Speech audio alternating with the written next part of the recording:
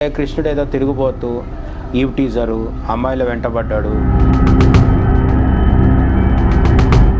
రాసలీల అంటే ఇప్పుడు కాలంలో ఊహించుకున్నట్టుగా అదొక శృంగార ప్రక్రియ.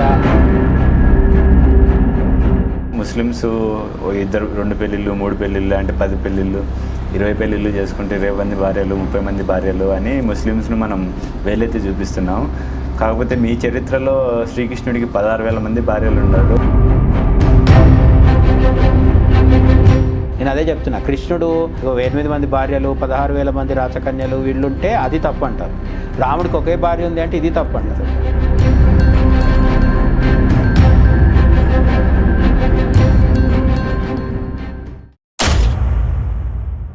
నమస్కారం, వెల్కమ్ టు రిఫ్లెక్షన్ న్యూస్. మనము గత కొన్ని రోజులుగా చేస్తున్న ఒక ప్రోగ్రామ్ జస్ట్ సేయింగ్. మీరు ఏదన్నా జస్ట్ ఆస్కింగ్ అంటూ క్వశ్చన్లు అడిగితే దానికి సమాధానం ఇవ్వడానికి జయసింహ అన్న గారు మనతో పాటు స్టూడియోలో ఉన్నారు. అన్న నమస్తే. నమస్తే. అండ్ మీకు ఏమైనా డౌట్స్ ఉంటే ఖచ్చితంగా కామెంట్ చేయండి. మొన్న ఒక ఆమె కామెంట్ చేసింది, దానిపైన ఇప్పుడు మేము డిస్కస్ చేయబోతున్నాం. మీకు కూడా ఏదైనా డౌట్స్ ఉంటే ఖచ్చితంగా కామెంట్ చేయండి. ఏదన్నా తెలుసుకోవాలనుకుంటే జస్ట్ ఆస్కింగ్ అని ఒకటి కామెంట్ చేయండి. జస్ట్ సేయింగ్ అంటూ అన్న మనకు ఖచ్చితంగా చెప్తాడు. అండ్ వన్ మోర్ థింగ్, ఛానల్ను మాత్రం ఖచ్చితంగా సబ్స్క్రైబ్ చేసుకోండి. ఎందుకంటే ఇలాంటి అప్డేట్స్ వస్తూ ఉంటాయి. తెలియాలంటే మీకు నోటిఫికేషన్స్ రావాలంటే సబ్స్క్రైబ్ చేసుకోవాలి, బెల్ ఐకాన్ నొక్కాలి. అండ్ లైక్, షేర్, కామెంట్ ఇవైతే మస్ట్ అండ్ షుడ్. ఎందుకంటే వీడియో ఎక్కువ రీచ్ ఉండాలంటే ఇవి ఖచ్చితంగా కావాల్సిందే. అయితే అన్న, ఈరోజు క్వశ్చన్ ఏంటంటే కృష్ణుడి రాసలీలల గురించి, ద్రౌపది వస్త్రాభరణం గురించి అందరికీ తెలిసిందే. కానీ ద్రౌపది వస్త్రాభరణం కాకుండా గోపిక వస్త్రాభరణం, కృష్ణుడు గోపికల చీరలు దొంగలించి ఇట్లా చేశాడనేసి కొంతమంది కామెంట్ చేస్తున్నారు. దాని గురించి నెగిటివ్గా మాట్లాడుతున్నారు. అది ఏంటి అసలు, గోపిక వస్త్రాభరణం అంటే ఏంది? అండ్ ఇంకొకటి, కృష్ణుడికి 16,000 మంది భార్యలు ఇట్లా మాట్లాడుతుంటారు కదా, ఇదేంది అసలు?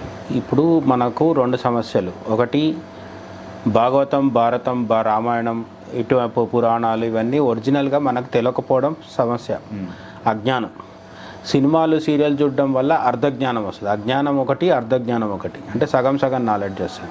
ఈ సగం నాలెడ్జ్ వల్ల ఏమవుతుందంటే, ఈ భాగవతములో ఉన్నవి కావచ్చు, కృష్ణుడి గురించి, రాముడి గురించి అనేక ఇది ఉంటాయి. మాకు రాముడు వద్దు కృష్ణుడు కావాలని కూడా ఈ మధ్య కొన్ని పాటలు కూడా వచ్చినాయి.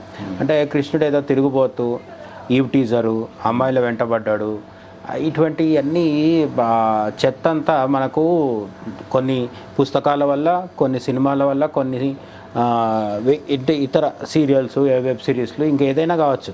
కృష్ణుడు అంటే ఒక రకమైన నాన్ సీరియస్ పిక్చరైజేషన్ ఉంటుంది. నిజానికి కృష్ణం వందే జగద్గురు అంటారు. ఊరికే జగద్గురు అవుతాడు. అమ్మాయిల వెంటబడి తిరిగేవాడైతే జగద్గురు ఎందుకు అవుతాడు?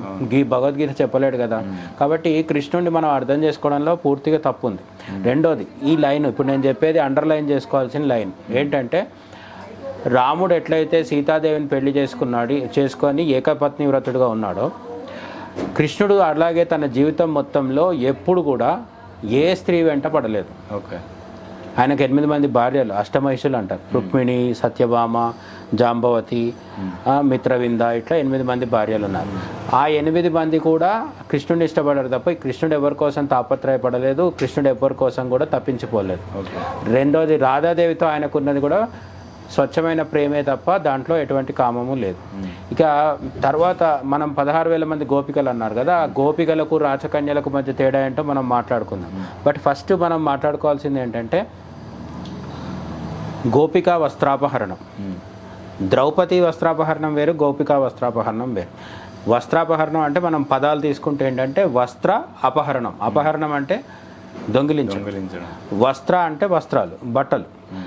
ద్రౌపది వస్త్రాపహరణం ఎప్పుడైంది? ధర్మరాజు, ఇతర పాండవులు జూదంలో, మాయాజూదంలో ఓడిపోయినప్పుడు దుర్యోధనుడు, కర్ణుడు, దుశ్శాసనుడు ఇటువంటి వీళ్ళందరూ కలిసి ద్రౌపదీదేవిని అవమానించడం కోసం నిండు సభలోకి లాక్కొచ్చి ఆమె చీర లాగడం మొదలు పెడితే, అప్పుడు కృష్ణుడు వచ్చి ఆమెకు చీరని ప్రసాదించి ఆమె మానాన్ని కాపాడడం జరుగుతుంది. అక్కడ ఒక సోదరుడిగా ద్రౌపదీదేవిని కాపాడడం జరిగింది. అప్పటికి శ్రీకృష్ణుడు పెద్దవాడు. ఇప్పుడు ధర్మరాజు వీళ్ళు ఎవరైతే ఉన్నారో వస్త్రాభరణం చేసిన దానికి అంతమందిని కొన్ని లక్షల మందిని చంపేసిరు కదా యుద్ధంలో. అదే వస్త్రాభరణం కృష్ణుడు కూడా ఇవి వస్త్రాలు దొంగలించాడు కదా అమ్మాయిలకి అనేది. అదే ఇక్కడ ఇంకొక రెండు తపోహలు ఉన్నాయి. ఒకటి ఏంటంటే ద్రౌపది వస్త్రాభరణానికి కృష్ణుడు చేసిన గోపిక వస్త్రాభరణానికి సంబంధం లేదు, అవి రెండు వేరు.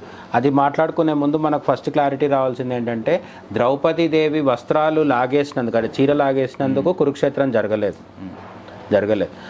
కురుక్షేత్రం జరగడానికి అనేక కారణాల్లో అది కూడా ఒకటి. ఎందుకంటే ద్రౌపది దేవి మహాపతివ్రత. అటువంటి పతివ్రతను అవమానించినందుకు ధృతరాష్ట్రుడి 9 కొడుకులు అంటే దుర్యోధనుడితో సహా అతడి తమ్ముళ్ళు ఎవరైతే ఉన్నారో వాళ్ళందరూ, కర్ణుడు, శకుని, భీష్ముడు, ద్రోణాచార్యుడు, ఇటువైపు కౌరవ పక్షాన నిలబడ్డ కోట్లాది మంది, లక్షలాది మంది వీళ్ళు ఎవరైతే వీరులు, సైనికులు ఎవరైతే ఉన్నారో వాళ్ళందరూ నశించిపోవడానికి ద్రౌపదీదేవి పాతివ్రత్యం కూడా ఒక కారణం. కానీ ద్రౌపదీదేవి చీరలు లాగినందుకు కోసం ధర్మరాజు, పాండవులు, అర్జునుడు, భీష్ముడు వీళ్ళు యుద్ధం చేయలేదు. యుద్ధం ఎందుకు జరిగింది అంటే న్యాయబద్ధంగా పాండవులకు రావాల్సిన ఆ రాజ్యాన్ని ఇవ్వలేదు దుర్యోధనుడు. ఎందుకు ఇవ్వలేదు అంటే ఆశ తనే రాజుగా ఉండాలి, మొత్తం రాజ్యం తనకే ఉండాలని చెప్పి. మాయాజుదంలో ఓడిపోయినప్పుడు పెట్టిన రూల్ ఏంటి, వనవాసం చేసి అజ్ఞాతవాసం చేసి వచ్చిన తర్వాత పాండవులకి వాళ్ళకి ఇవ్వాలి, కానీ ఇవ్వలేదు, మోసం చేశాడు దుర్యోధను. కేవలం 5 ఊర్లు ఇచ్చినా సరే, 5 ఊర్లు ఇచ్చినా మాకు సరిపోతుంది అని కూడా రాయబారం పంపిస్తే ఆ 5 ఊర్లు కూడా ఇవ్వలేదు దుర్యోధనుడు. నేను అసలు 1 ఇంచు భూమి కూడా ఇవ్వని, ఏం చేసుకోండి పోండి. అప్పుడు యుద్ధం జరిగింది.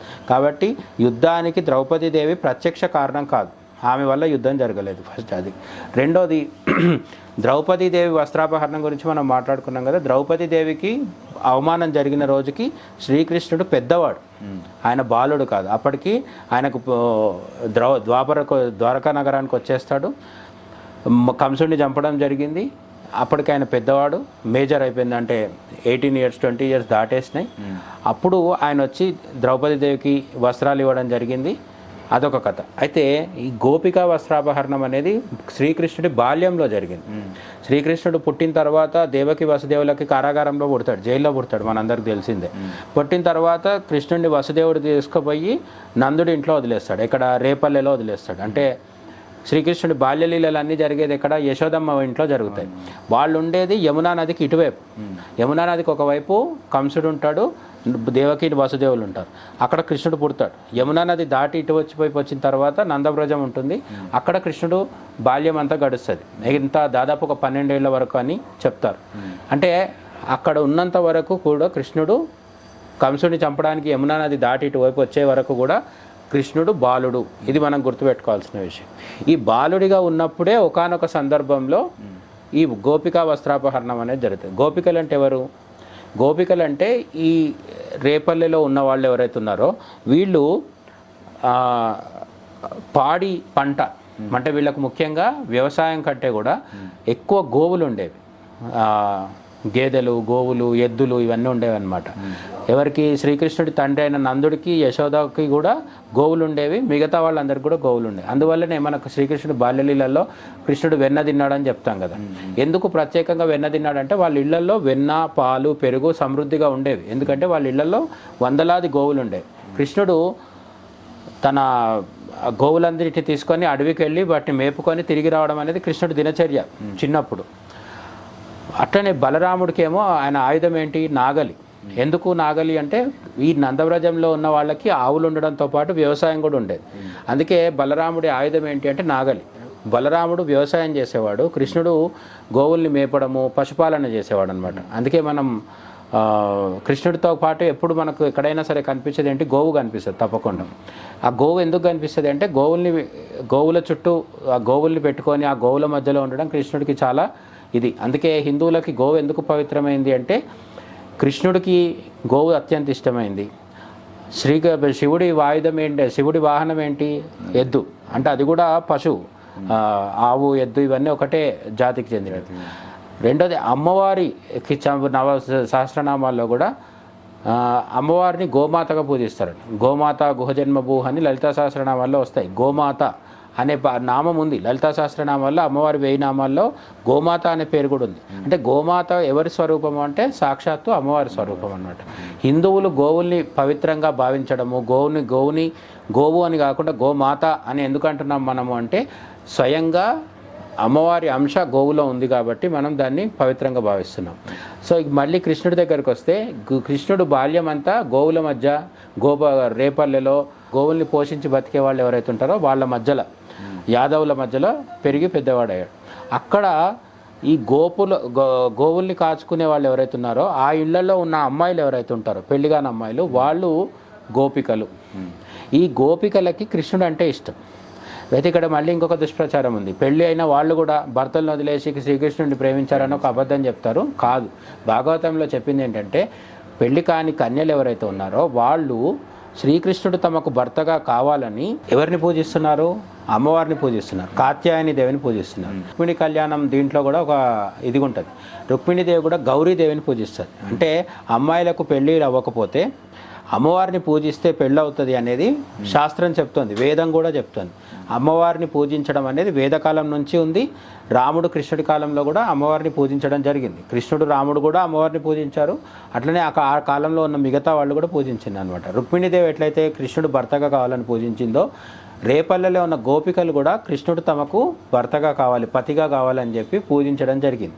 కానీ అప్పుడు శ్రీకృష్ణుడు పెద్దవాడు కాదు. మనకు ఫస్ట్ గుర్తుపెట్టుకోవాల్సింది ఏంటంటే 8-12 ఏళ్ల మధ్యలో ఉన్న ఒక బాలుడు మాత్రమే ఈయన.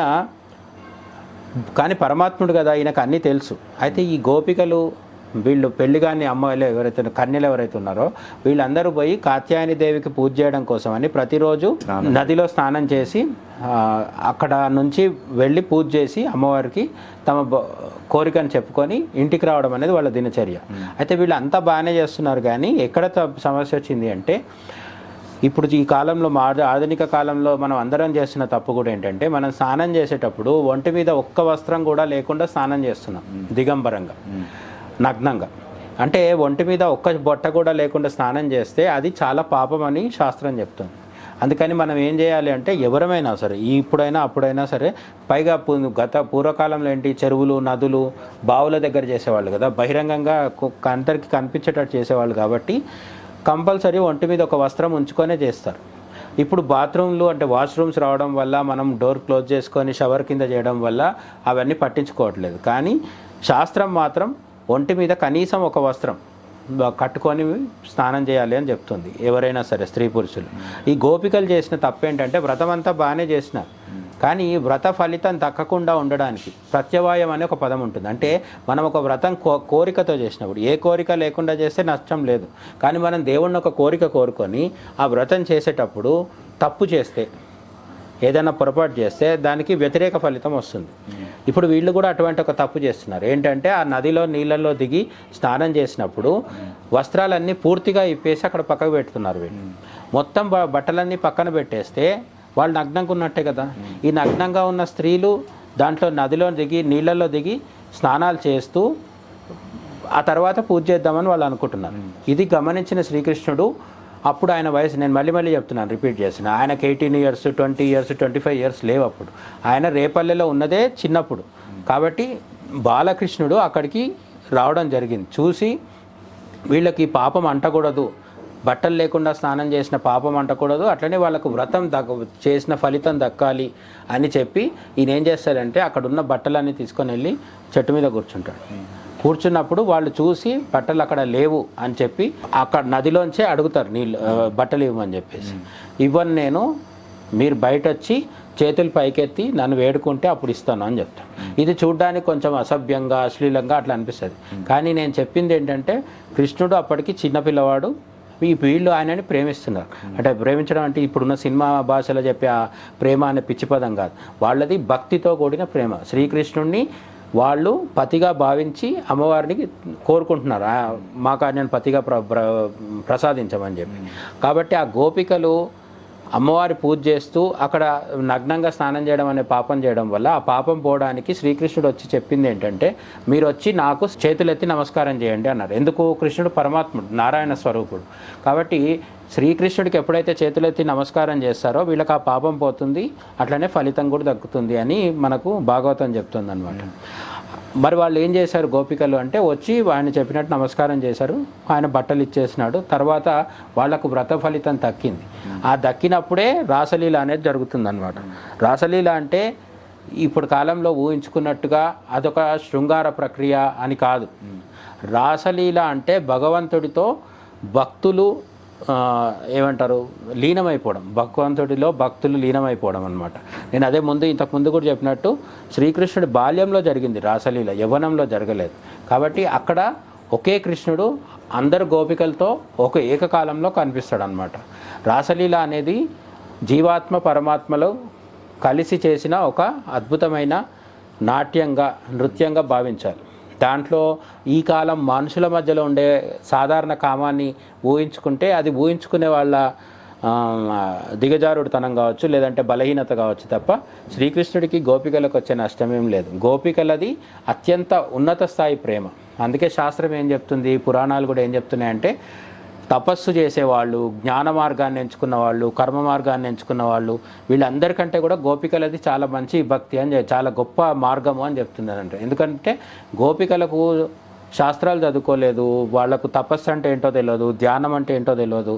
వాళ్ళు ఒక చిన్న పల్లెటూరులో, ఒక రేపల్లె అని ఒక చిన్న పల్లెటూరులో ఉన్న గ్రామీణ యువతులు వాళ్ళు. అయినా సరే శ్రీకృష్ణుడి పట్ల వాళ్ళకున్న ప్రేమ మాత్రం అత్యున్నత స్థాయిది అని భాగవతం కావచ్చు, గర్గ భాగవతం కావచ్చు, ఇవన్నీ చెప్తున్నాయి. ఎందుకు అంటే వాళ్ళది అత్యంత స్వచ్ఛమైన ఇదనమాట. మనకు మళ్ళీ తర్వాత కాలంలో మీరాబాయి కావచ్చు, మనకు సౌత్ ఇండియాకి వస్తే మనకి ఇప్పుడు మార్గశిర మాసంలో ఇది చెప్తారు, గోదాదేవి గురించి చెప్తారు. గోదాదేవి కూడా అట్లా అదే విధంగా విష్ణువునే తన భర్తగా భావించి ప్రతిరోజు ఒక పాశురం ద్వారా ఆయనకు మహిమల్ని పాడడం ద్వారా సంక్రాంతి రోజుకి గోదాదేవి కళ్యాణం జరుగుతుంది. అంటే మార్గశిర మాసం మొత్తం ఆమె విష్ణు ఆరాధన చేసి తెల్లవారుజామున చివరిలో విష్ణువుని పెళ్లి చేసుకొని ఆయనకు అర్ధాంగిగా మారింది అని చెప్తుంది పురాణం. ఇది సౌత్ ఇండియాలో జరిగింది. ఇదంతానేమో మనకు నార్త్ ఇండియాలో జరిగింది. ఎప్పుడు శ్రీకృష్ణుడి కాలం ద్వాపర యుగంలో గోపికలో జరిగింది అనమాట. సో మొత్తానికి ఇప్పుడు గోపికా వస్త్రాపహరణం అంటే మనం అర్థం చేసుకోవాల్సింది ఏంటంటే, శ్రీకృష్ణుడు గోపికలు చేసిన నగ్నంగా స్నానం చేయడం అనే పాపాన్ని తొలగించి వాళ్ళ వ్రతం ఫలవంతం అవ్వడానికి చేసిన ఒక అనుగ్రహం అని చెప్పుకోవాలి. రెండోది, శ్రీకృష్ణుడు భగవంతుడు అనుకుంటే, గోపికలు భక్తులు అనుకుంటే, వీళ్ళు ఆయనని చాలా భక్తితో, శ్రద్ధతో, ప్రేమతో ఆరాధించడం జరిగింది, ఆయనని ఇష్టపడడం జరిగింది. అయితే భగవంతుడికి భక్తుడికి మధ్యలో ఉండే ఒకే ఒక అడ్డంకి ఏంటంటే అహంకారం. నేను అనే అహంకారం ఉన్నంతకాలం మనం దేవుణ్ణి రీచ్ అవ్వలేం. ఆ దేవుడికి నాకు మధ్యలో ఉన్న నేను అనే అహంకారం పోవాలి అంటే ఏం చేయాలి? ఇక్కడ అదే జరిగిందనమాట. వాళ్ళు వస్త్రాలు లేకుండా బయటికి రావడానికి మొదట్లో మోమాట పడ్డారు, సిగ్గుపడ్డారు. కానీ తర్వాత అట్లనే నగ్నంగా బయటకు వచ్చి చేతులు పైకెత్తి నమస్కారం చేయడం జరిగింది. తొలగిపోయింది ఏంటి? నేను అనే భావన లేదు గోపికలకి. నేను అనే భావన పోయింది. నేను అనే భావన పోతే ఇంకా మనకు వస్త్రాలతో పని ఏముంటుంది? బట్టలు వేసుకున్నా వేసుకోకున్నా సరే నేను అని ఉన్నంతకాలమే మనకు ఒంటి మీద బట్టలు అనేది అవసరం ఉంటుంది. ఆ బట్టలు మనకు అవసరం పడట్లేదు అంటే నేను అనే భావన పోయింది. నేను అనే భావన పోతే శ్రీకృష్ణుడు మనకు దక్కుతాడు అనేది మన గోపికా వస్త్రాపహరణంలో ఉన్న సారాంశం. అందుకే మనకి ఇప్పుడు అఘోరీలు ఉంటారు కదా, అఘోరీలు కూడా బట్టలు లేకుండా వెళ్ళిపోతుంటారు. జైనంలో కూడా నగ్న సాధువులు ఉంటారు, అంటే వాళ్ళు కూడా బట్టలు వేసుకోరు, దిగంబరులు అంటారు అనమాట. ఈ కాలంలో కూడా కొందరు ఉంటారు. సో ఇప్పుడు ఈ అఘోరీలు కానీ, జైన దిగంబరులు కానీ, వీళ్ళు పాటిస్తున్నది కూడా ఏంటి? అహంకారానికి దూరంగా వెళ్తున్నారు. అహంకారం అంటే ఏంటి? నేను అనే భావన. ఈ నేను అనే భావన పోయింది అనే దానికి చిట్ట చివరి సంకేతం ఏంటి అంటే బట్టలు కూడా అవసరం లేదన్నమాట. దత్తాత్రేయ స్వామిని కూడా దిగంబరుడు అని అంటారు అనమాట. యోగి ఎవరైనా సరే అత్యున్నత స్థాయికి వెళ్ళినప్పుడు దిగంబరుడిగా మారుతాడు. అదే గోపికలకు కూడా శ్రీకృష్ణుడు నేర్పించిందండి. ఓకే, అంటే కొంతమంది మాట్లాడుతుంటారు, ముస్లిమ్స్ 2 పెళ్ళిళ్ళు 3 పెళ్ళిళ్ళు అంటే 10 పెళ్ళిళ్ళు 20 పెళ్ళిళ్ళు చేసుకుంటే 20 మంది భార్యలు 30 మంది భార్యలు అని ముస్లిమ్స్ను మనం వేలెత్తి చూపిస్తున్నాం. కాకపోతే మీ చరిత్రలో శ్రీకృష్ణుడికి 16,000 మంది భార్యలు ఉన్నారు, ఆయనతో పోల్చుకుంటే వీళ్ళు బెటర్ అని కొంతమంది మాట్లాడుతూ ఉంటారు. దీని గురించి ఏమంటారు? ఇప్పుడు దాకా మనము గోపికల గురించి మాట్లాడుకున్నాం కదా. ఇక్కడ ఒక పెద్ద సమస్య ఉంది. సినిమాలు, అక్కడ ఇక్కడ మ్యాగజైన్లు, పేపర్లలో చదివిన కథల వల్ల హిందువులకు ఒక కన్ఫ్యూజన్ ఉంది. 16,000 మంది గోపికలు అని అందరూ మాట్లాడుతూ ఉంటారు. అది తప్పు.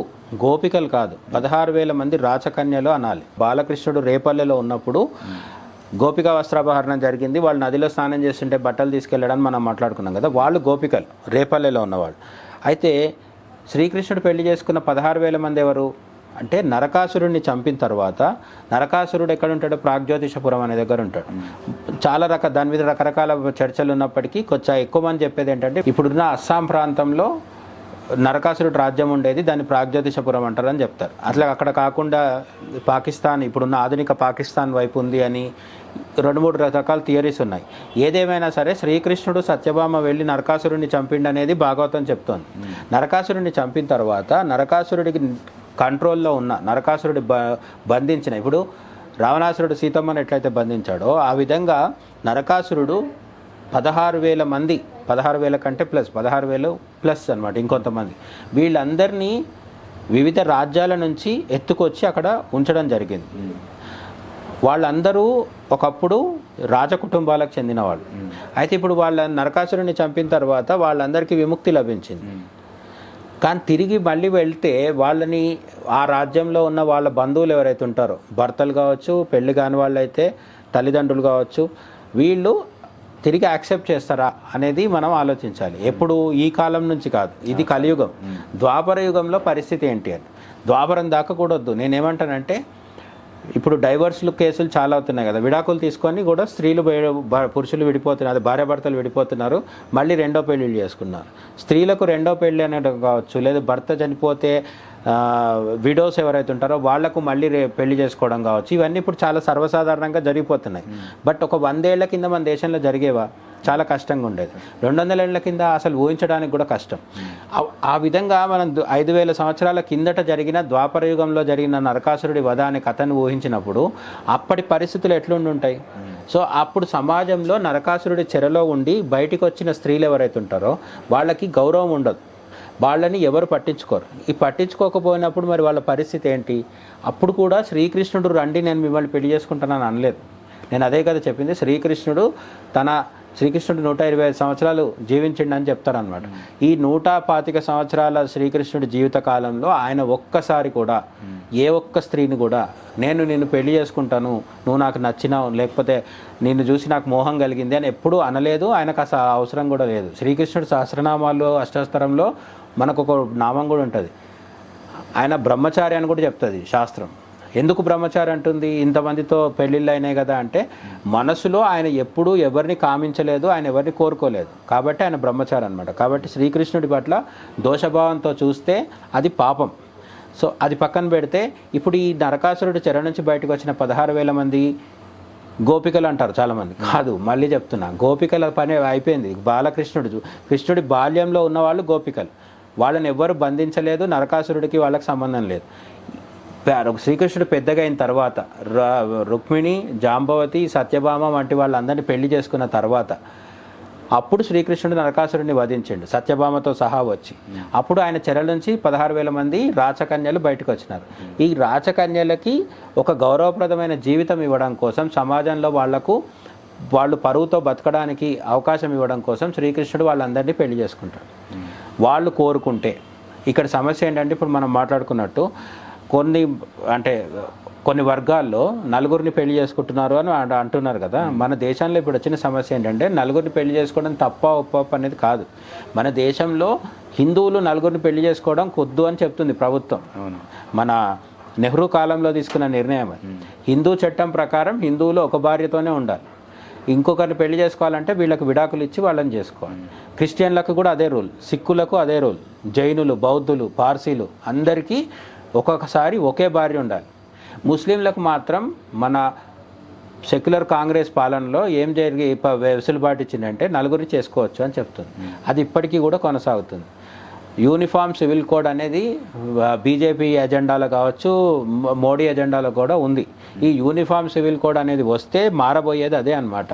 అందరికీ ఒకే రూల్ ఉంటుంది. ఇక్కడ ఎవరికి ప్రయారిటీ ఇవ్వద్దని చెప్తున్నాను. కేవలం ముస్లింలను టార్గెట్ చేయడం అని ఏం లేదు.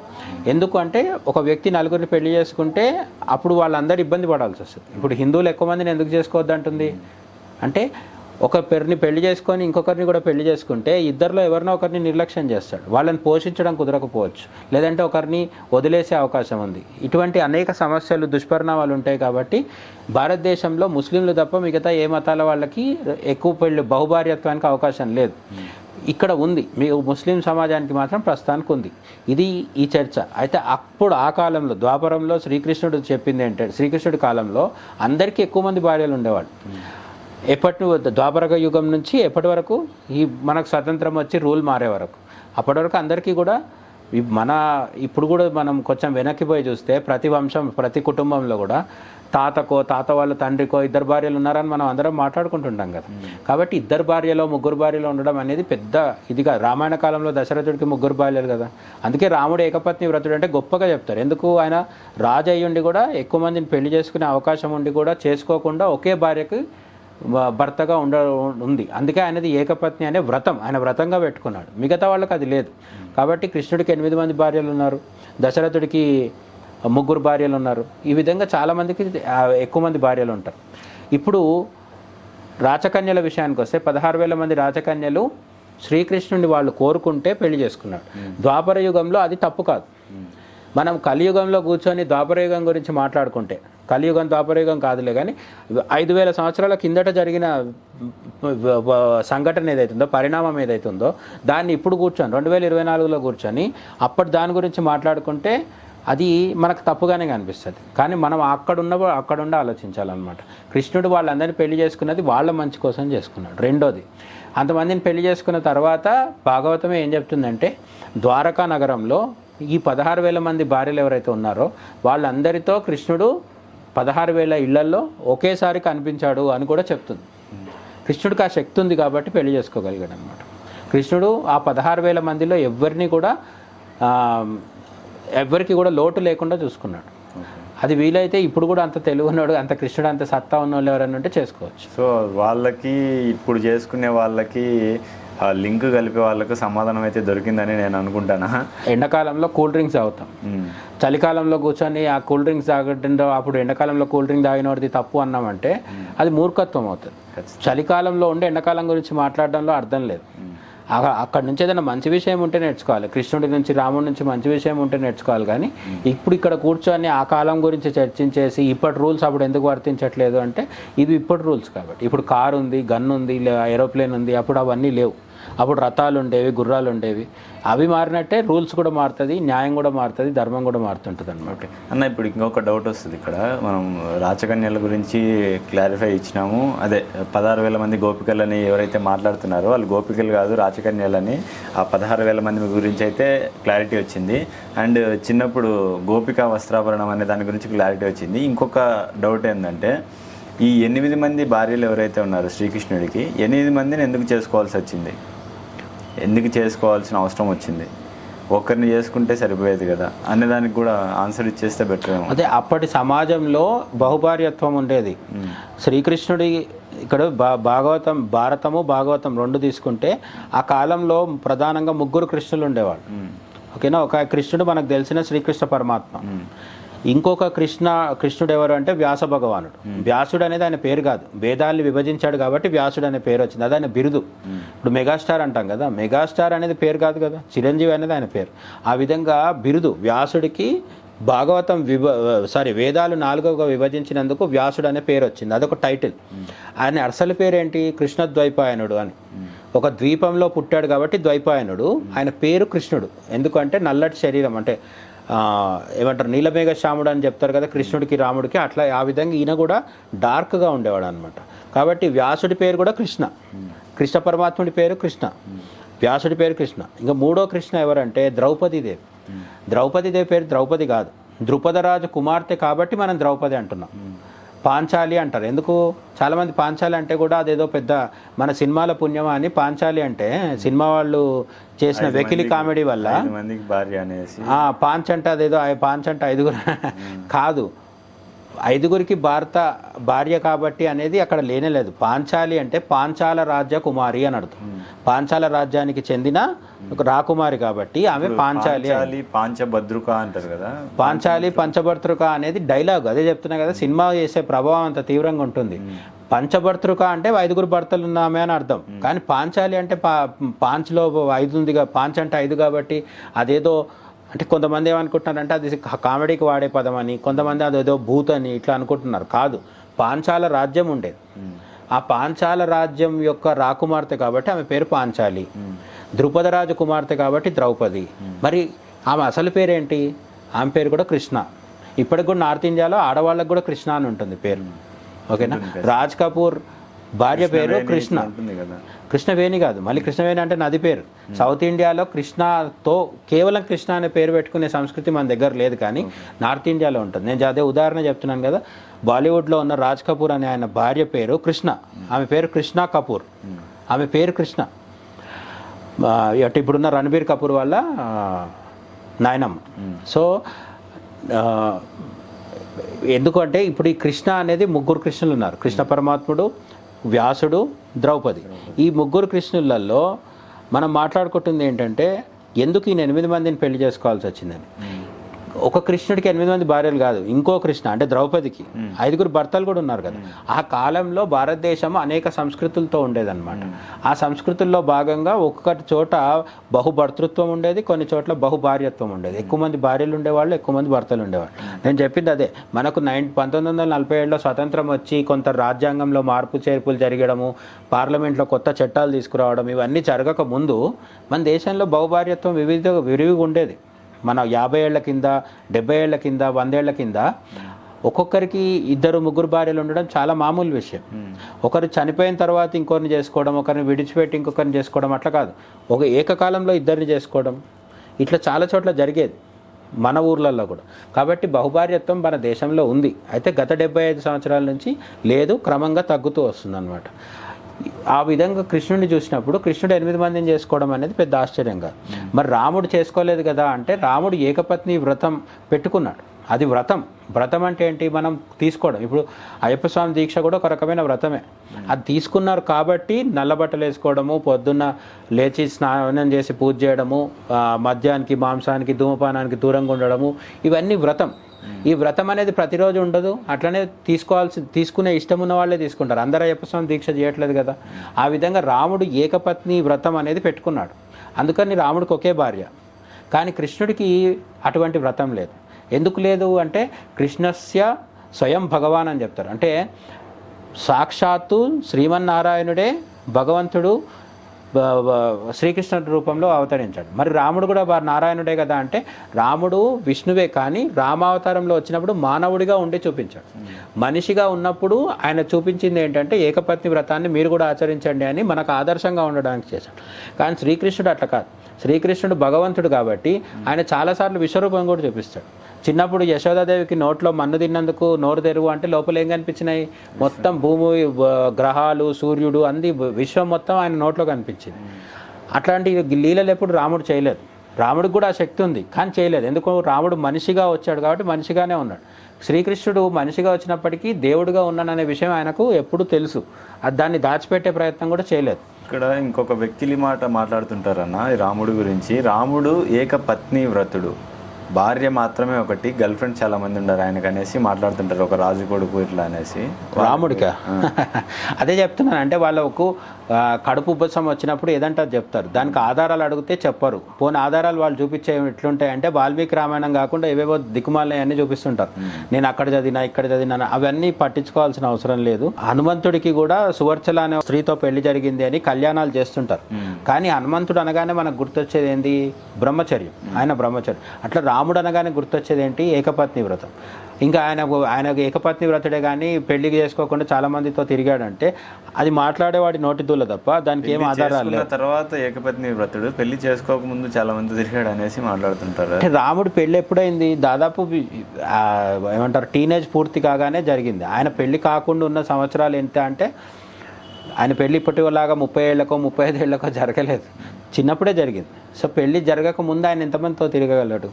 పెళ్ళైన తర్వాత ఏకపత్ని వ్రతుడు అంటే పెళ్లి కాకముందు అసలు ఆయన జీవితం ఎంత కాలం ఉంది, చాలా తక్కువ. అందులో విద్యాభ్యాసానికే సరిపోయింది, గురు శుశ్రూషకే సరిపోయింది. ఆయన ఆశ్రమంలో ఉండి వశిష్ఠుడి దగ్గర చదువుకున్నాడు. మరి ఆ టైంలో చేశాడంటే ఎట్లా కుదురుతుంది? నేను అదే చెప్తున్నా. కృష్ణుడు 8 మంది భార్యలు, 16,000 మంది రాచకన్యలు వీళ్ళుంటే అది తప్పు అంటారు.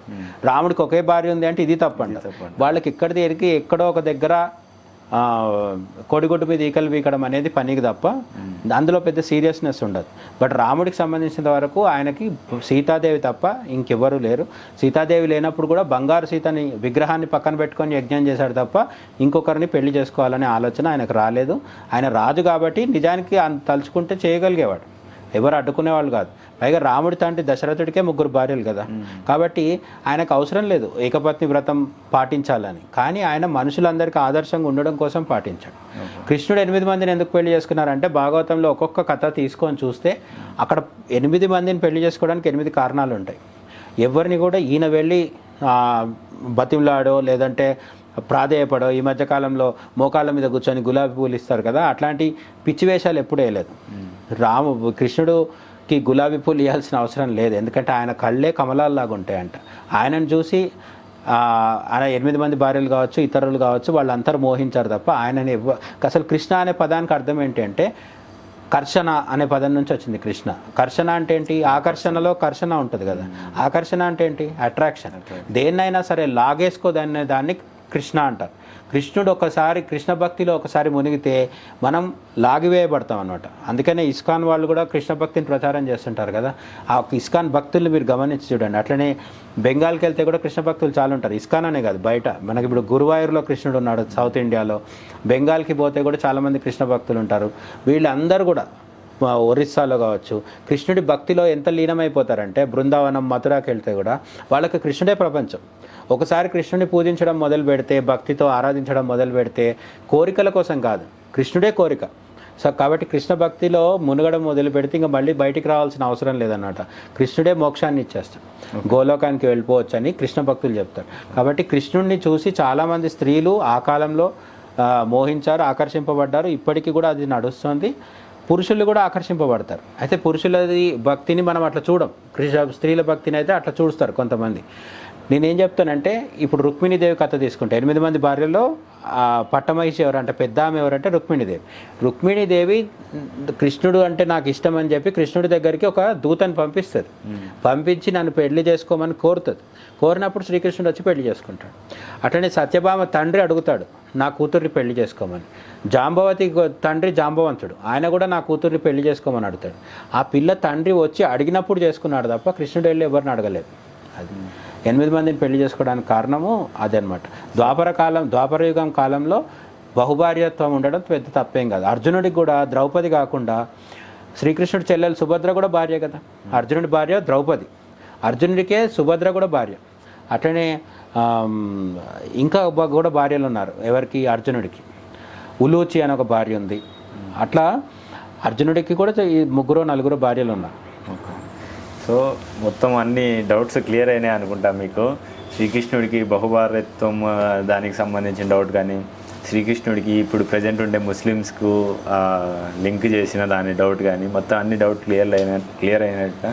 ఇంకా ఏమైనా డౌట్స్ ఉంటే అడగండి. జస్ట్ ఆస్కింగ్ అంటూ అన్న జస్ట్ సేయింగ్ అంటూ మీకు ఆన్సర్ చెప్తాడు. అండ్ ఫస్ట్ అడిగినా ఇప్పుడు కూడా చెప్తున్నా, ఖచ్చితంగా సబ్స్క్రైబ్ అయితే చేయండి అన్న. మీరు కూడా చెప్తే ఒకసారి సబ్స్క్రైబ్ చేయండి, షేర్ చేయండి, కామెంట్ చేయండి. అన్నిటికంటే ముఖ్యంగా కామెంట్స్లో మీరు ఎన్ని ఎక్కువ క్వశ్చన్స్ అడిగితే ఆ క్వశ్చన్స్ మీద స్పందించే అవకాశం మాకు కూడా ఉంటుంది. మేము ఆలోచించి ఆన్సర్ ఇవ్వడం కంటే కూడా మీరు జెన్యున్గా క్వశ్చన్ అడిగితే కొత్త కొత్త అంశాలు చర్చకు వచ్చే అవకాశం ఉంటుంది. కాబట్టి జస్ట్ ఆస్కింగ్ అని మీరు చెప్పండి, జస్ట్ సేయింగ్ అంటూ మేము చెప్తాం. Thank you. జై హింద్. జై హింద్.